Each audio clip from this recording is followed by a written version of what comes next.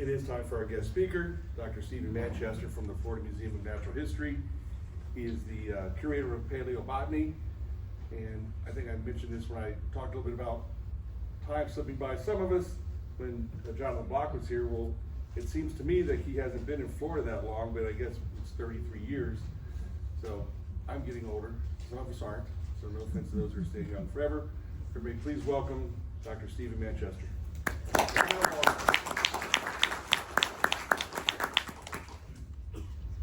I did that. Oh. Can you hear me? Yes. We're good? Okay. Yeah, thank you very much. Barbara Fights, I think if this is a bad presentation, you can blame her. I think she had something to do with inviting me. So, yeah, thanks. I've got interested in fossil. I've been a fossil nut for a long time, probably since age 10 or so. And when I was asked about talking about something, I thought maybe talking about walnuts, which is revisiting what I did for my PhD work. And for me, I got interested in this quite a few years ago, and here I am as a youngster heading out to summer camp, and that's me in the school bus there waving to mom and dad. And I got taken out, so this was from Salem, Oregon, and we go over the Cascade Mountains to this summer camp that the OMSI, the Oregon Museum of Science and Industry, was running on the east side, where it's a little more deserty and there's nice exposure of fossils. And so that camp was right in the area that is now John Day Fossil Beds National Monument. So it was a science camp, and we were encouraged to go out and collect stuff, zeolite, minerals, and fossils. And so I really got interested in this site called the Nut Beds. And I was introduced to this fellow, Tom Bones, who was a member of the Oregon Ag and Mineral Society in Portland, and he had already for 30 years of his life been really interested in that site he called the Nut Beds, and where he could go and crack open these rocks and find fossil nuts and seeds. And these are all fossils that he had collected, and you can see there he's displayed some of them at one of the rock shows. And so this seemed really interesting to me as a student to go to that same site where he was collecting, and to be allowed, and now it's off limits because it's a national monument, but we could collect stuff and see what we might find to take home. And we should choose a project for our week and a half there, and so I chose, fossil nuts, and I thought, oh, this would be good. I'll, give my report at the end of the session, but I'm kind of a slow learner, I guess. I'm still working on that project. And that site is called the Nut Beds because it has all these fossil nuts, and including these. They're on the left side here. These are fossil walnuts that are about as old as you get fossil walnuts. Eocene, about 44 million years. And those are modern walnuts on the right, black walnut, and, well, two kinds of black walnuts for comparison. I actually had show and tell too. This is one of the walnuts here. You're welcome to come out and handle it if you like. A fossil from that now John Day Fossil Beds National Monument, kind of like these ones that are illustrated here.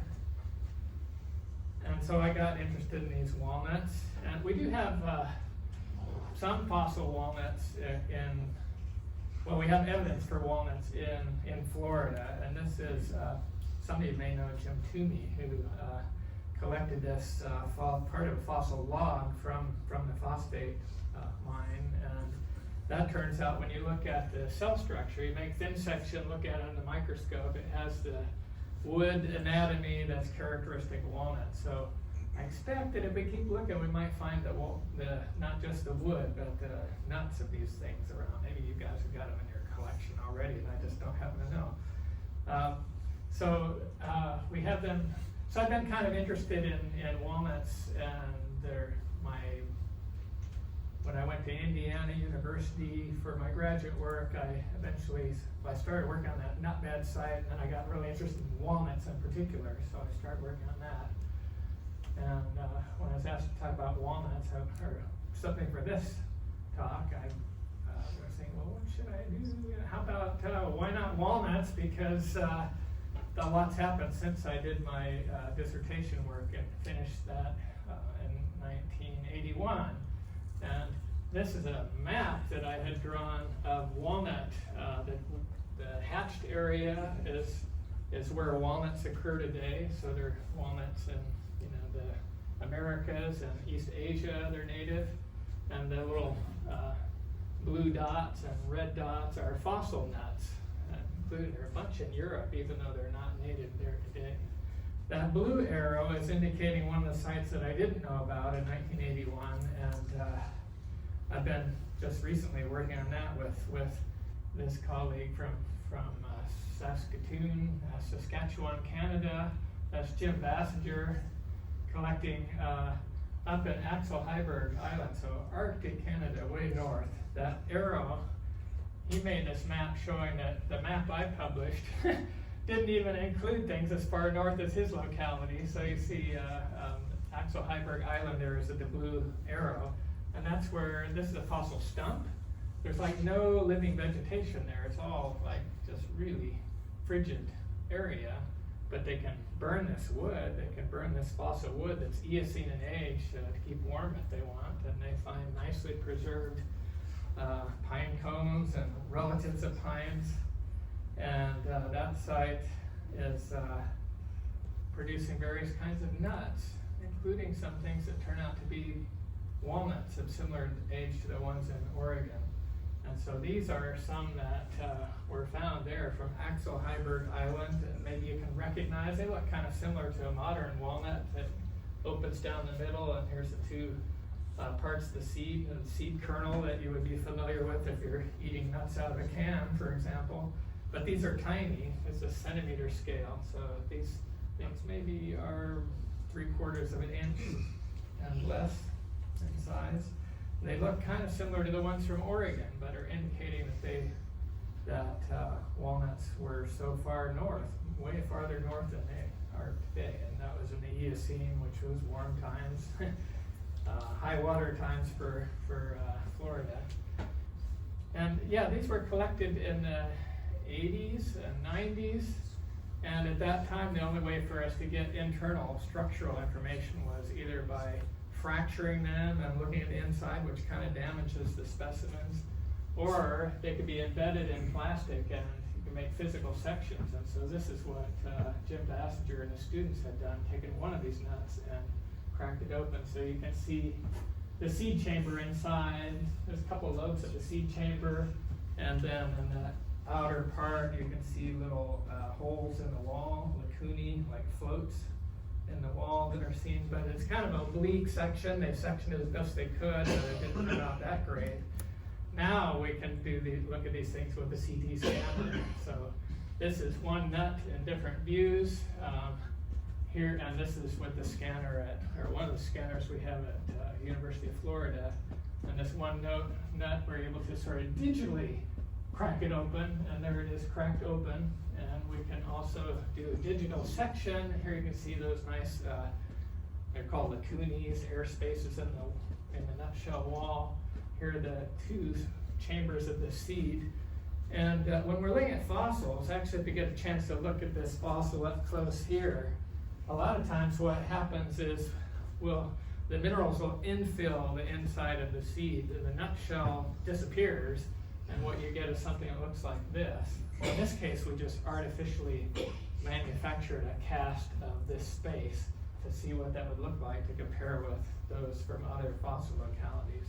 Some of you might have seen things like that from Nebraska. You sometimes can find in those Oreodont beds, you can find occasionally, they'll find walnut meats like that. So this CT scanner has been really useful for allowing us to compare different kinds of walnuts, fossil and modern ones. These are some modern Asian ones. This is a modern one from Arizona. And here we've made these casts digitally, so it's just, the space inside these nuts. That's been, with the X-ray information, we can show the inside. This was done back in the 1950s. These are the seed cavities where Dr. Scott had poured liquid lead. He melted lead and poured it into the seed cavity, then broke away the nutshell, and then was able to show the different shapes that you get in these. And the different groups, so like this is one group of walnuts that has it's just an unlobed base to it. Others have a incision there, so there are differences from one group to another. So it's kind of useful to document that for fossil comparison. So we can see a lot of similarities between these Arctic walnuts and the ones that are from that I had worked with from Oregon. So it looks like you can track the black walnuts back about 45 million years, both in Arctic Canada and in the mid-latitudes. And as I got interested in walnuts, I realized that whole family is kind of interesting. You can track it through the fossil record back to, it kind of goes back to the start of the, or end of the Cretaceous. And what we were just looking at walnuts that are here, and we can see like Eocene records, but there are all these other things. These are, across the top, are different genera that are in the walnut family. Here's a hickory nut, for example, and you can track that back through time. And there are these other ones that have wings on them, so they blow around in the wind like maple seeds. And these are still living. There's some of these in Panama and also in Eastern Asia. These grow in China. These are in China. This is in China and also Mediterranean. But it's interesting to kind of look where you find fossil leaves. Sometimes you're breaking a shale, and occasionally you get winged seeds, winged nuts like this. This thing here has a walnut-shaped nut in the middle, and it has wings around it. So these things were doing a helicopter type thing to disperse themselves. So we see in that family there's kind of shifts of some larger nuts that seem to have been adapted to be dispersed by squirrels or other mammals, sometimes birds. And then you have some with wings. And here are some modern called wing nuts. That there are 5 different genera of this Pterocarya, this wingnut genus. And today they just grow in Eastern Europe and Asia, Eastern Asia natively. But we have examples that they were in North America too. Here's Idaho in the Miocene. We have some records of it also from Alabama and the Pliocene. So it was around, it just didn't make it to the present day. And this one I kind of think is fun. This kind of looks like little coins that are hanging off on the tree. This grows in central China today. It's called Cyclocaria. And I was able to identify from North Dakota that we have this same thing. And here's one where I physically section it. You can see the detail of the nut with the 4 lobes of the seed cavity exposed there. And this line right here is where the nutshell opens up when it's germinating. And you can see the veins going out into the wing, just like in the modern one. And if you like those, you can find them now on eBay. That locality is heavily collected for ginkgos in North Dakota, and also they get a lot of these Cyclocaria there. And it's kind of an interesting biogeographic story to realize that this plant that only lives in China today had more and older occurrences in North America. It was also in Europe. It doesn't grow there now, but we had fossils in Europe, and not so many just younger fossils in Siberia. So somehow it managed to survive in Asia, but didn't make it here in North America. I used to take groups of high school students out for 5 to 6 weeks collecting fossils in Eastern Oregon. We had our own paleobotany team associated with the Oregon Museum of Science and Industry, and here we're collecting, breaking open this shale. Sadly now there's a house on top of this, and sometimes the owners have let us go and collect in their driveway, other times they're not so happy to have us. But cleaving open that shale, we find all kinds of fossil leaves, alder leaves and things, and occasional fruits. And this is one of the things I just showed you, this same genus a little while ago. I got to name this as a new genus, Cruciptera crosswing. And when we have well-preserved specimens, we find this kind of a nut right in the middle of that, and so it shows the walnut morphology. So we know we're in that family. And after that was recognized in Oregon, this thing turned up in Germany of similar age, and it shows some features like the The details of glands that are on the surface of the wing, they're preserved there in the German specimens, so we didn't have that kind of level of preservation in the Oregon specimens. And they too had features distinctive of walnuts, even though no walnut makes 4 wings today. So we have this extinct genus that was in North America and Europe, but doesn't ever appear to have managed in Asia. And if you find walnuts interesting, I can advise one place that's one of many places, in Wyoming where fossils are exposed, and you can collect them rather readily south of Rock Springs. On this, there's a Rock Springs uplift here, and either side of this uplift are nice examples of an early extinct walnut genus. This thing called Polyptera has its walnut preserved as an impression in the center, and has this disc of multiple wings around. And it's found here. You can see there's a little bit of fruit up there, and it's on this slab with a leaf with compound leaflets, or it's a compound leaf with leaflets still attached. We have the idea, since we keep finding those together at different localities in Wyoming, that these winged fruits or winged nuts associated with those leaves. And we also found at the same localities these flowering shoots that have this kind of pollen. So it all fits as an extinct genus in the walnut family. And that Polyptera, you can get to collect that yourself at localities south of Rock Springs, Wyoming. And I could give you details if you're interested in that. Here it's covered with, these are specimens now at the Florida Museum of Natural History in Gainesville. Also, I should extend that welcome if you're coming through Gainesville sometime and would like to see the paleobotany collections. Give me an email in advance and we'll make sure I can show you around. Be happy to do that. You'd probably rather see the bones, and you need to talk to John Block about that, but plants are there too. And yeah, here look, this flowering these are groups of stamens that we can dig out this carbonaceous material and basically bleach it, and that's how we get the pollen out. And we can see that the pollen with this kind of these scabrae that are evenly distributed, kind of like orchard rows across the surface of this triporate grain. Those are features distinctive of the walnut family, and having a circular sort of depression, you can see an outline there, and that's with light coming through. This is electron microscope, so they show a little bit different view of the same type of grain.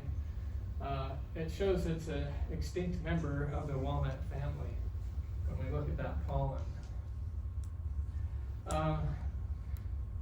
It's interesting to look at this variety of different nuts that we find and think about, so how were these? So these plants want to get themselves dispersed, and it seems like in that walnut family, some of them disperse by wind, blowing away from the parent tree by wind, and then others are seemingly we know what squirrels do. They'll catch these nuts and go, they may or may not recover them, and that's great for the plants.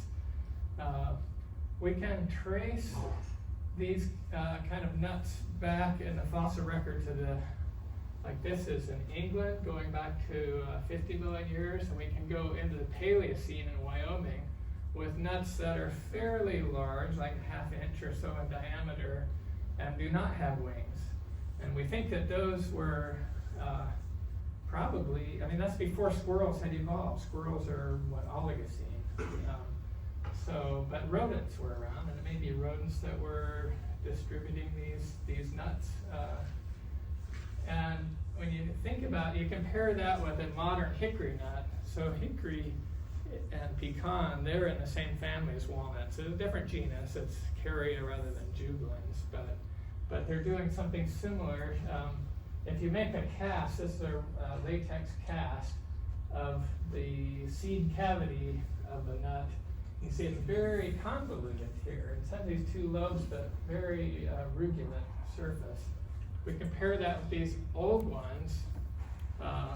It's just quite smooth, and so you might ask, well, why did it get so convoluted? And don't really know, but over time that seems to have happened, and you might think, well, this is a lot harder to get at. If you want to get to the nutritious part of this nut, which is inside here. There's a lot of gnawing you have to do to get through that. And it may be that, you know, this increased sophistication of rodent teeth or other mammal teeth has encouraged these nuts to get thicker and thicker, so they're not going to just all be consumed and not have a chance to reproduce.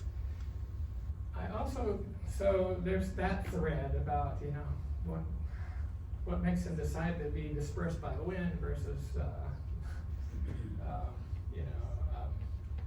being selected for animal dispersal. This is on that, relating to that theme. This is a set of hickory nuts that were all found together in an agatized mass inside a fossilized sycamore trunk it's a Miocene in between the Columbia River basalts in the state of Washington. And so that's showing evidence for rodent activity. It seems to be a cache of these things that was preserved. This was collected in the 1930s, and there are chunks of it in various museums at Harvard and Florida Museum and a few other places. This, to me, is kind of interesting. This, if you look at, so this is a fossil of a hickory from Europe. These were common in Germany, also Czech Republic and Poland in the Miocene. And if you look at the green areas of this map up here, it's showing the modern distribution of hickories and pecans. It's North America again, down a little bit into Mexico, and then Eastern Asia. There's no green in Europe because hickories don't, or they're not native. You can plant them and they'll do all right in a garden, but those black dots are all fossil localities. So the fossil localities in North America and Asia, and especially to indicate abundant science and quite a diversity like these things that were in Germany. So I've been interested in that. Are these hickories from Europe? Are they more related to the modern North American ones? Are they more related to the Asian ones? Or are they something completely different? And I was lucky to be able to collaborate with some folks in Prague in the Czech Republic. The curator of Paleobotany there allowed access to this thing called this fossil species called Carya ventricosa. And these are all pictures of one nut, different orientations at the top, and they allowed us to CT scan this specimen. And this was collected by Charles Sternberg in 1825. So the fossil is really well preserved, both when you consider it's been sitting around a museum for for 200 years, and it's Miocene. So it was found in a round coal deposit with lots of other nuts or other specimens like that. But we were able to use the CT scanning to study it in detail without damaging the original specimens at all.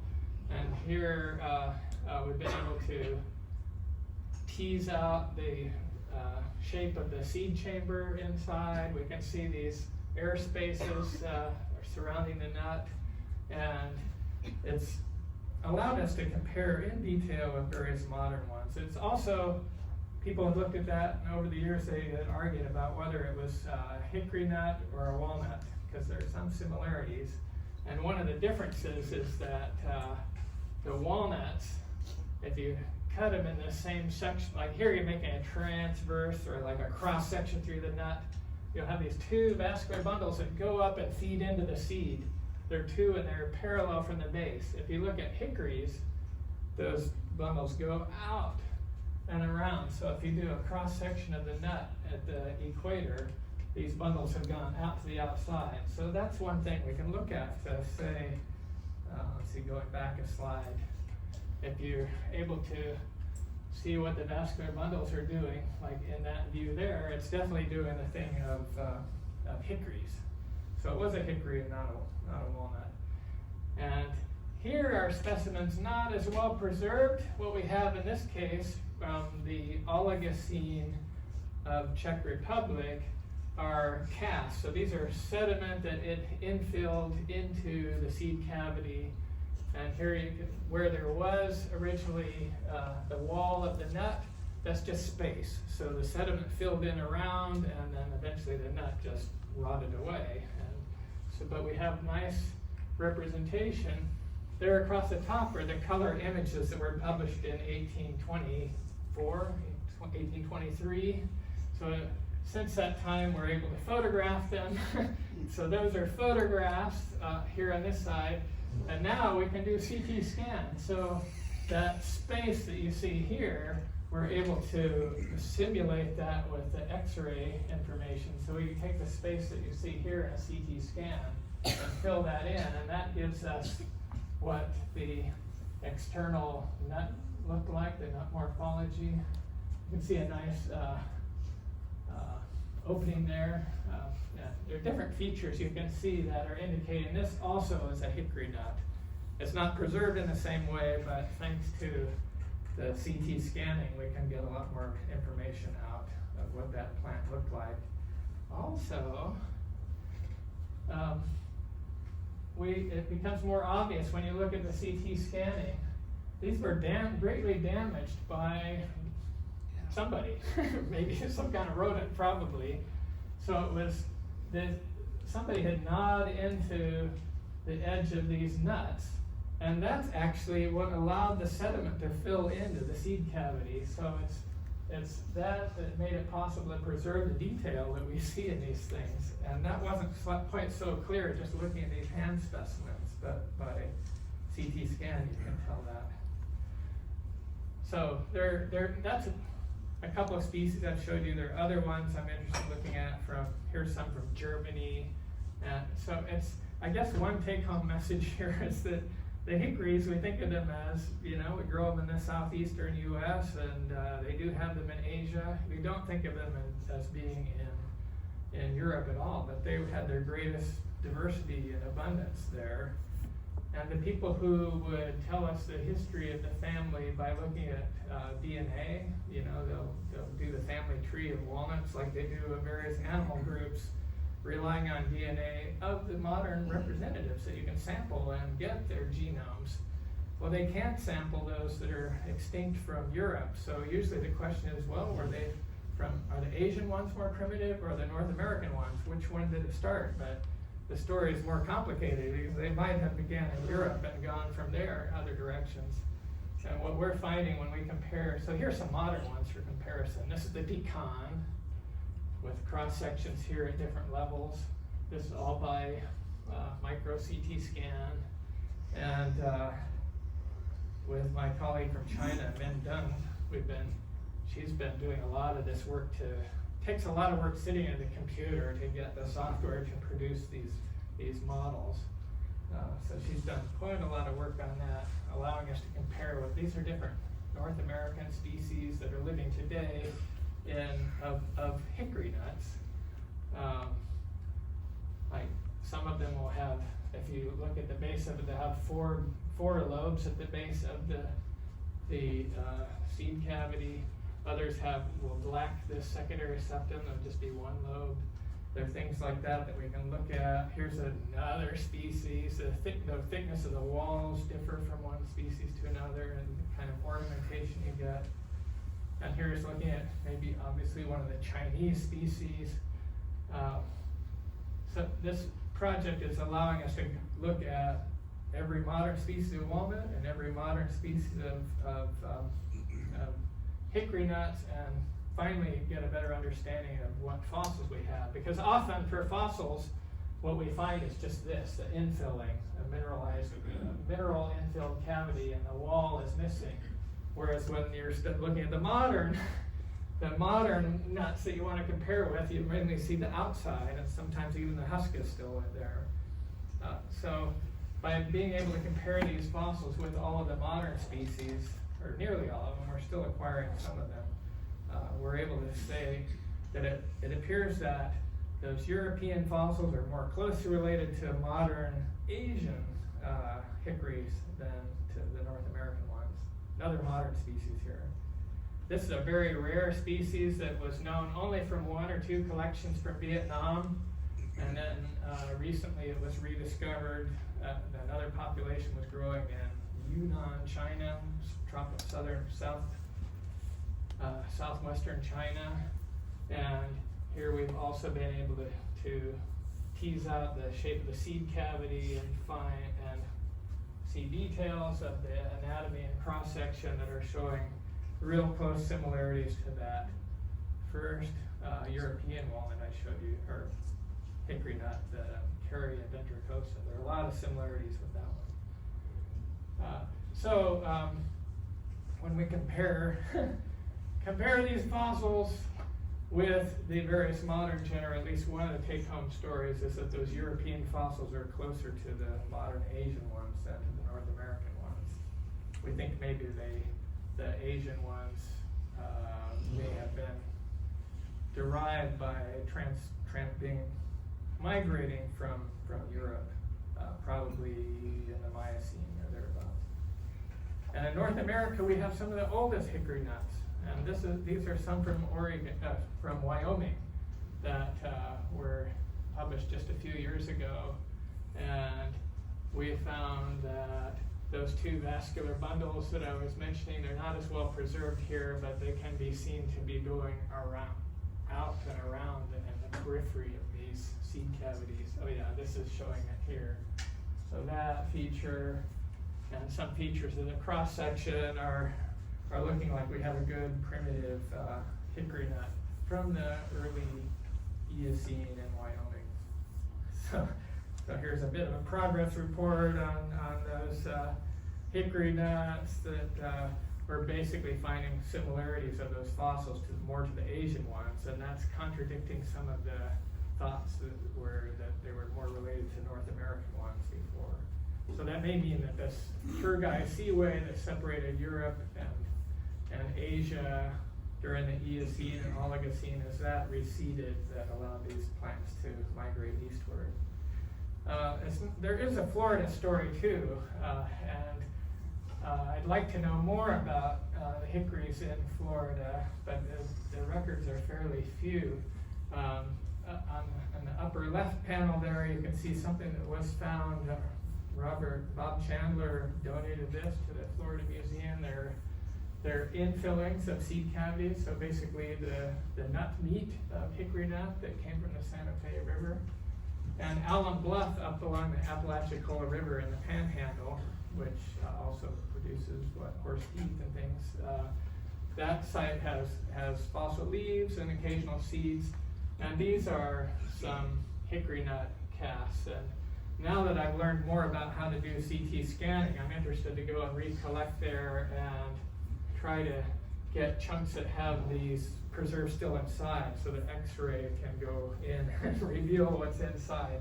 This rock is so crumbly that, just transporting it back after you're in the field, you lose a lot of detail. So it might be better to just scan it. You can discover things without even breaking it open. There's one more story here about hickory nuts from Arctic Canada. So when we were looking at those walnuts that I showed you earlier from Axel Heiberg Island, there are other kinds of fruits and seeds found there as well. And these were thought to be a third species of walnut, but we're finding them with these husks that look like hickory nut husk. And these are, if you look at a modern hickory nut, they open up, there's husk opens out into these valves that fall away, and the shape that's left behind in these valves matches pretty well with what those nuts are there. So we're now investigating this with micro CT scanning to see, is that really a hickory nut rather than a walnut? And I guess I can also leave you with another little story here, that the nuts are, part of this is a joke, obviously. The world's largest pecan, that was in, the nut hut was in Missouri. I think driving along there, you can see the largest pecan. But when you go back to the late Cretaceous, we find things that are related to walnuts that, like here's something called Carianthus. They had very tiny little nuts, like 1.5 millimeters of maximum size. All the other things in that family today, even the wing nuts, they're like half a centimeter, or like 3/8 of an inch and larger. And as we go through time, we get bigger and bigger examples. Not as big as that yet, but they're here are rodents coming along in the after the KT boundary. We've got squirrels up here in the Oligocene. I think there's some influence on the evolution of these nuts. Here I've mentioned not just walnut things, but we also have things in the oak family, acorns, chestnuts, beech nuts, filberts in the birch family. These are all, we're starting to see all of these coming around in the Eocene. So it was a time when we were moving away from just tiny little nuts to these larger things that could be dispersed by mammals, well, also predated by mammals. So this kind of could work both ways. We think that dinosaurs, they were foraging, just whole bushes and things. So that maybe having smaller nuts made sense rather than packing a lot of energy into some big thing. And it may be that larger nuts would not have been that advantageous until they were attracted to rodents or other organisms that would collect them and distribute them in new places. So there's a lot to think about with these nuts, and I think that was where I was going to end. I'll end with some questions you could think about. Why do similar nuts appear in different families? So these, acorns, our oldest acorns are also coming out of that nut beds locality, the John Day fossil beds, same place as those walnuts. These filberts and hazelnuts, they come around the same time.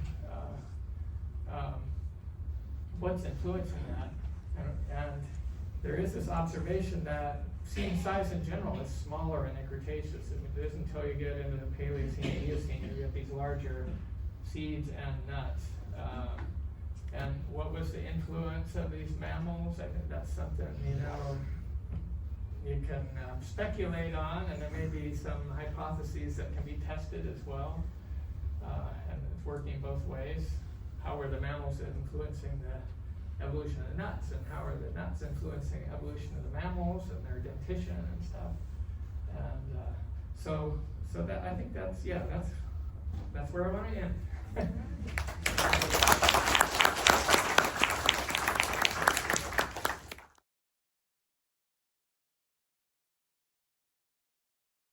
Thank you, Dr. Leslie. Joe Brand, come on up for show and tell. So I went to the Withlacoochee River up in North or Central Florida, depending on how you would define that. I got a nice taper jaw with one tooth. I had to glue the tooth back in there because it fell out.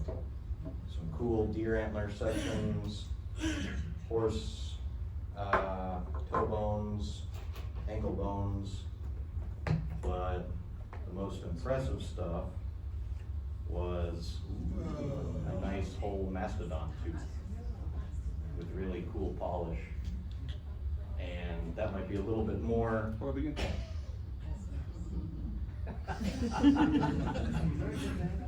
and that might be a little bit more recognizable than this, but this is infinitely rare. This is much rarer. This is a giant beaver cranium. So it has the occipital condyles and one ear and part of the other eye socket. Unfortunately, I didn't find the maxilla with all the teeth and the two giant incisors, but this layer is remarkably rich, so maybe next time. Is that a lot of canoeing to get to where you're going there? Or? Oh yeah. Anywhere too close to a civilization on that river has been hunted pretty hard. So notice you said what river this month. Not just a river in southeast United States.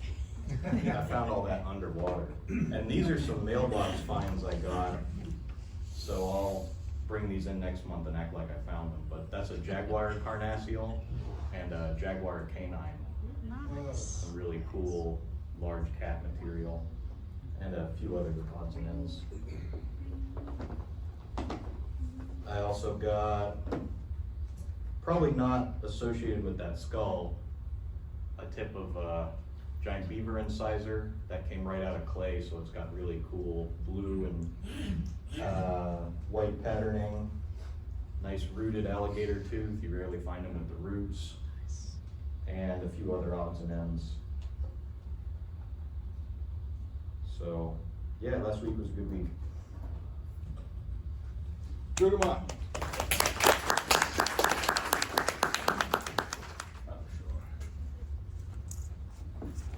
This is not a new find. I found these seeds about 20 years ago in Nebraska, so I just brought them in tonight to show. They're like cherry seeds, maybe? Yeah, it looked like that genus maybe. Yeah, so just something to show. Well, that was short. Stevie, you want to go next?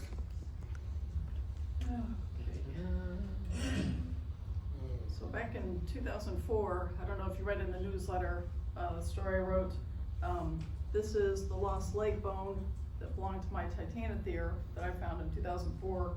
A friend of mine found it because I got so excited I didn't look around for other fossils that may be associated with mine. And she went around the corner and found it. And it took almost 20 years to finally get it back. But we ended up getting it back from a dealer that she had sold it to. With her age and her memory loss, she didn't remember finding it with me, so that's why she had sold it to somebody. But if you look at it, I'll have to lay it down here. You wonder why it's so white looking here. That's the only part that was exposed when she found it. All this was going into the hill. So she dug it out, and it came out in like 3 big pieces, and she had it restored. But I think it's cool to see how, you know, what exposure can do to the bone, you know, and how light it is. But I was happy to have it back. Where was it? What state? Nebraska. It was Titanothere. So. What's the notching on the end of it there? On What is the it? back side of it? Right where your hand is, right where your left hand is. What that is? Yeah, right there. That's going to go into your No, on top, pelvis. the notches. I don't know. That's No, the probably other just. side, the other side. See, it looks like some notches in there. Which 30 million years old. Yeah, it's All got. fucking dying to find some knife marks Looks on like it. some scratches across it. There's no bite marks. That's it? Thank you. Ron Carlson. I was out west in Wyoming and Nebraska 2 weeks ago, and so before I went on my trip, I said, I think I need to do some prep work, because any of us that go out there and collect on a regular basis, you bring home a lot of stuff, and it takes a lot longer to clean it than it does to find it, and it gets put in the garage and builds up and builds up. But anyway, so most of this stuff is from a year ago. Obviously in 2 weeks I haven't done too much prep. This is the only thing for my recent trip. Obviously out there the rules are different than here. On artifacts, it's private property. We're collecting on private ranches. And this, I believe, is a chopper, or a preform of a chopper. Everybody that's gone out there with me has found arrowheads over the years. I've never found one, so I was excited just to find something that was Indian worked. Last year I collected, I think, 6 or 8 Oreodont skulls from the one ranch we went to. And normally I try not to dig too much on them, because the more you expose, the more you damage. You better leave it in the rock, because it's safer for the ride home. And when I started prepping, I realized that my Oreodont is a camel, which is my first camel from out there. I've gotten horses, but this is the first camel, which was kind of interesting. I know I lied, I do have something from this trip. But anyway, the other thing, I was walking along one of the river channels out there that are dry most of the time, and had found a nice Oreodont skull and turtle, and we're carrying them back to the truck. And as you're walking in the channels, you have to think to yourself that what's under your feet is the same as what's next to you, because it's just eroding out, you know, the layers. And I saw a couple of teeth, and you think, well, okay, it's probably something that's washed down. And I started to dig around it and realized, no, this isn't moving, it's in situ. So I started digging it out and everything, and it was a Arachidon rhino, Wow. which when they're in situ like that, he has all his little incisors, and That's insane. That's amazing. so that was nice when you stumble over something and you're not even hunting. I was just trying to get out of there. But same kind of story. I was out there in May this past year, and it rained 5 of the 6 days we were there, and makes it real hard to collect because it's super slippery. You can't do much. And I found part of a giant tortoise sticking out of the side of one of the hills. Excavated enough to say, okay, it's newly eroding, covered it with foil, buried it in dirt, and said, I'll mess with it in September. Well, when you start getting turtles this big, it's work to get them out, it's work to get them home, it's work to prep them, and then where do you put it? And people say, that must be worth a lot of money, and it's like, no, the little ones are worth money because people can put it on the coffee table, people can put it on the kitchen table. Something that's 150 pounds, most people don't want to put it in their house somewhere, you break the coffee table with it. So when I went back in September, I started to work it out, realized it was going and going, huge turtle. But it was in such good shape, I said, I've got to take it. So I was able to luckily excavate it out, and I put plaster over it and said, let me let the plaster dry. I'll go do a little collecting and stretch my legs. And so I went down just a couple of buttes over, and there was another small turtle sticking out of the side of the hill. So I said, okay, so that was quick, dug it up within an hour, put a little bandage on it, and brought it up. And right next to the prairie there was a little finger sticking out where I said, well, I'll put it there on the prairie so I know to come back for it. Went back down that cut, and that's the picture you saw in the newsletter. This little fellow, the same thing, you can see the white color, this is what was exposed, was down the little cut. So 3 turtles in about an hour, which was kind of cool, small, medium, and extra large. And in May also, I was working one of the faces of rock there. Some of the matrix out there is incredibly hard. I mean, it's like granite. And but if you break it down, it's amazing how fast it breaks down once it gets wet. And I saw some bone in the side of the hill. And the last day we were there, I was soaked to the skin. It was 40 degrees, the wind was blowing. And I said, well, I just got to do something to keep body heat up. So I'm beating on the side of this wall, and I got leg bones, toe bones, vertebrae, and big enough bones that I was assuming it was rhino. And so I said, well, I'm going to come back in September. And so 2 weeks ago, I went out there and went to the spot, and there were some more bones coming out, but also sticking out of the side of the hill was a tooth. But it's not a rhino, it's a piggy. So all my rhino bone that I collected, I believe now is pig bone. But sadly, when the teeth are loose like that, then you say, crap, I don't know if the skull's gonna be in there, but it's lower. So I'm hoping the skull could still be in there. It's just one of those, I tore it up as much as I can, and then you have to let it weather. Because you get more than a foot back into the hill, and I couldn't even break it with a chisel. But Mother Nature will chew on it, so hopefully next May, there'll be something else.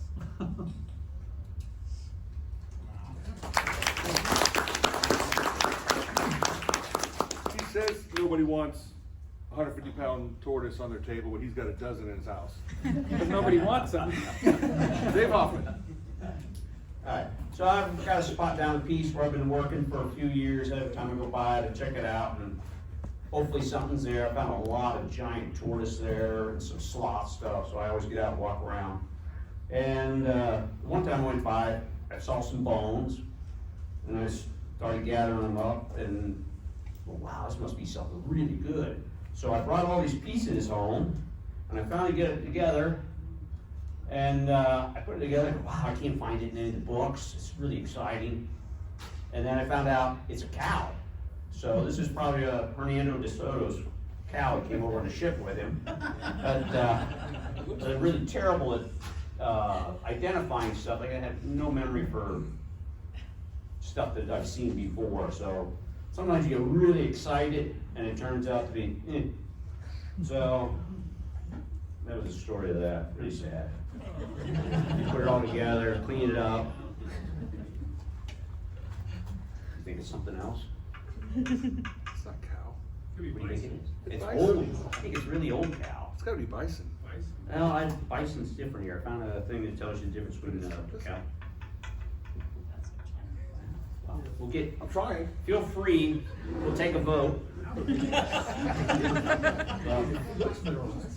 Yeah, it did. I mean, well, it's the same color as a lot of the giant tortoise stuff. But, I don't know. So anyway, a couple weeks later, I got another spot where I found mammoth stuff over the years. And I found another scapula. But this one, I knew what it was when I found it. And this one's, I'm gonna say it's mammoth, although I can't tell. I found mammoth teeth close by, so. This one, I'm pretty sure is mammoth. I've never found one with the joint on it. So that was pretty exciting. Like, kind of like seeing this thing, I found this little piece, this section right here was above the muck and the sand and that. You start feeling down, going lower and lower, and you go, there's something there. There's that. And I found stuff like this before, but you only get this little piece, you might get a cross section, but this is the biggest piece of scapula I've ever found. But that was exciting. Come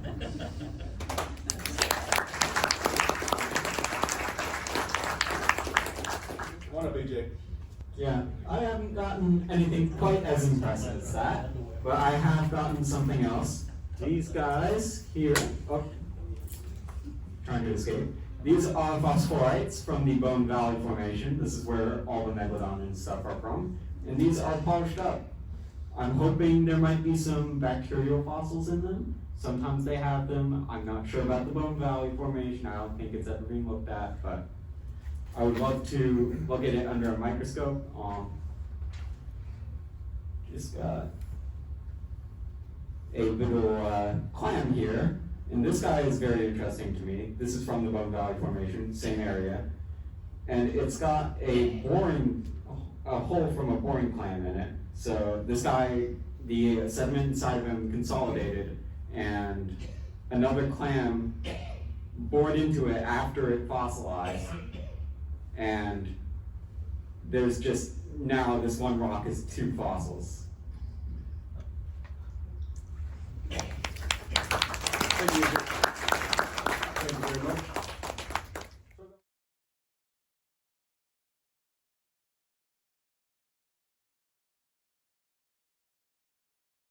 In the spirit of Halloween, We got your way. I'm going to read you another David Attenborough entry about monsters. Try not to get too scared or wet your pants, okay? If you do, I'm not going to be held responsible for that. Monsters have largely disappeared these days. Dragons, which were cataloged with such confidence and in such detail in the encyclopedias of the 16th century, had gone by the end of the 17th.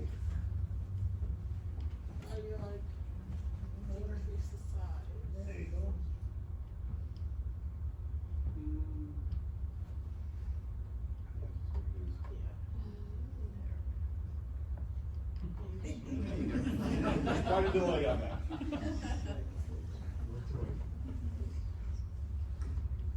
Mermaids, aching coyly from the waves to drive sailors mad with frustration, no longer appear on maps drawn in the 18th. And the unicorn, nestling its spectacular head in the laps of maidens, has also, alas, been dismissed as a fantasy based on nothing more romantic than the overgrown bowler of a narwhal.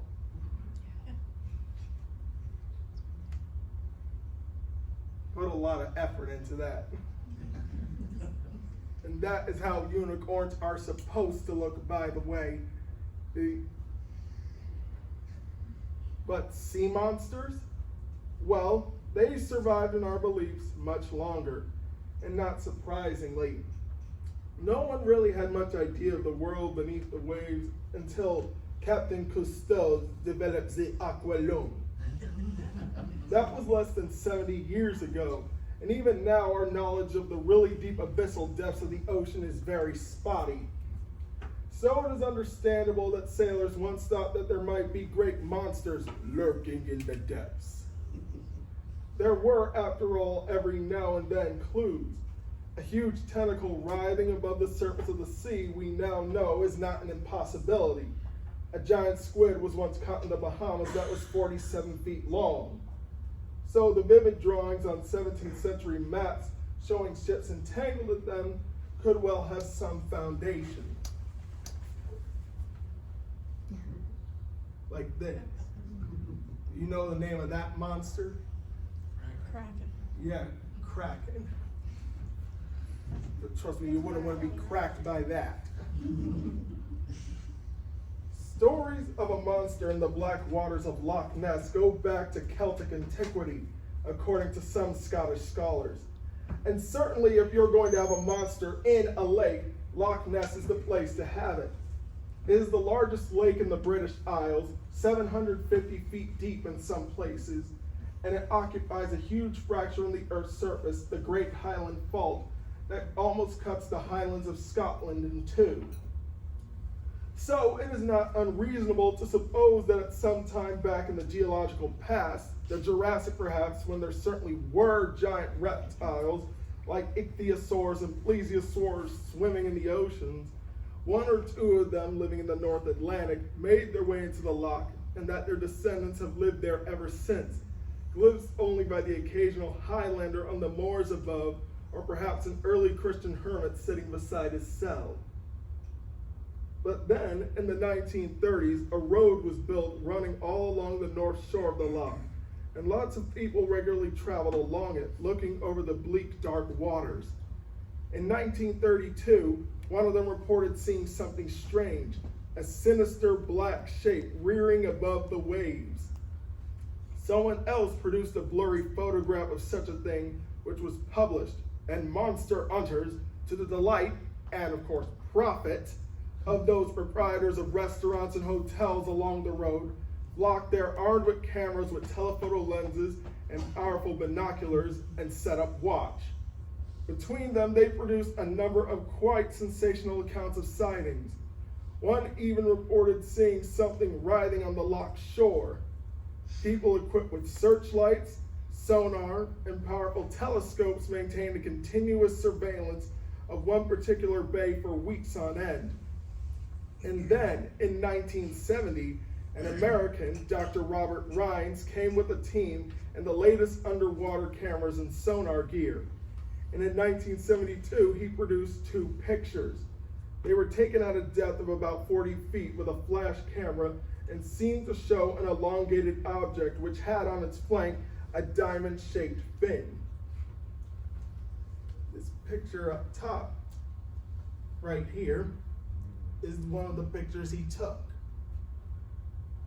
Pretty mysterious, isn't it? It was a very long way from being conclusive, but nonetheless had the possibility of a monster existing in the loch now seemed real, and the search intensified. Then, in 1975, I had a telephone call from Sir Peter Scott. He was, at the time, the leading figure in the conservation movement, not only in this country, but worldwide. Would I meet him at the Natural History Museum, as he had something to show me?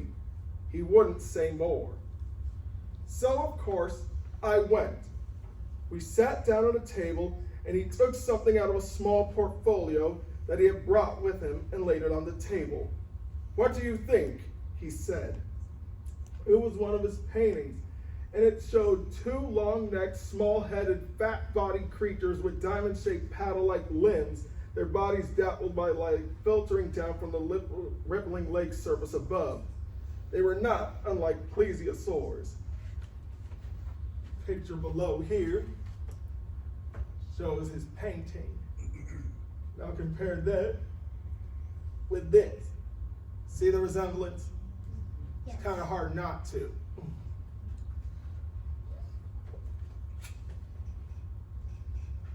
I took out my spectacles to have a closer look. I had only just started wearing them, and as it happened, only that very morning I'd been having trouble with the frames, and they had just been tightened by a cameraman friend. As I put them on, both lenses simultaneously popped out and landed with a tinkle on the painting. Peter was rather more startled than I was, and for a moment he looked upset, even offended. He may even have thought that I was mocking him.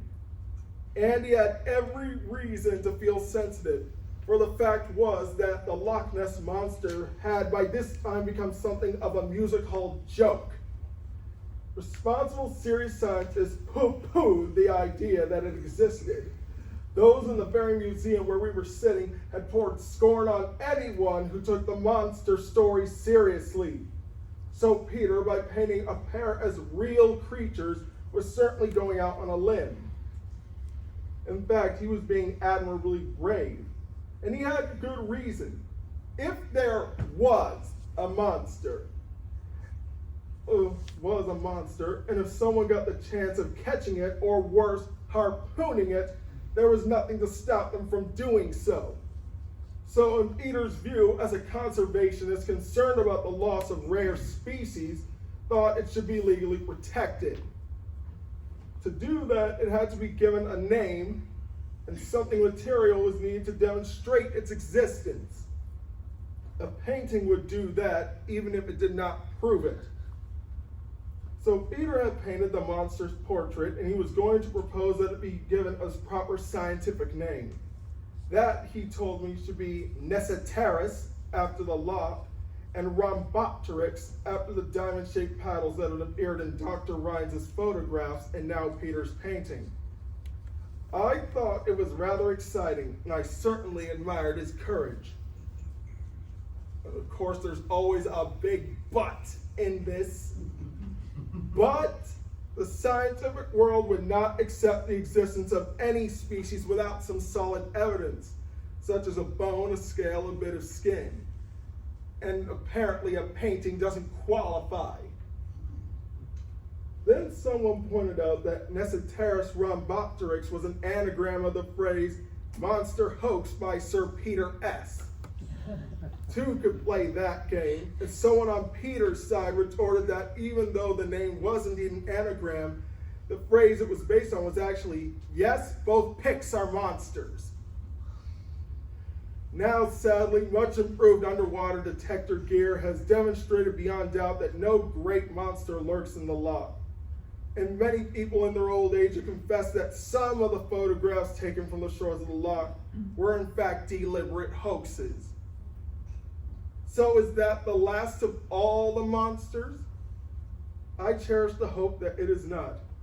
There is one possibility left that I know of. Try to follow me on this. In 1951, the great British mountaineer Eric Shipton, exploring the Himalayas not far from Mount Everest, came across a line of human-like but immense footprints running across a snowfield.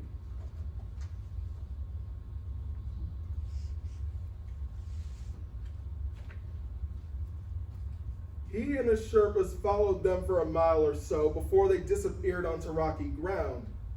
There could be no doubt that they were real. Shipton photographed them.